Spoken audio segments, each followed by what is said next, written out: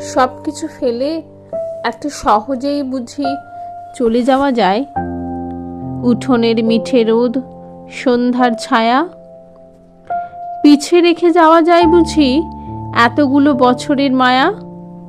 এত স্মৃতি, এত আলো, স্বপ্নের অধিকার, আগামীর কাছে বুঝি নেই কোনো দাবি তার? চৌকাঠ পেরোলেই বুঝি সবটুকু মিছে হয়ে যায়? এতটুকু জানি, অভিমান পড়ে আসে কোনো এক শ্রাবণের সন্ধ্যায়।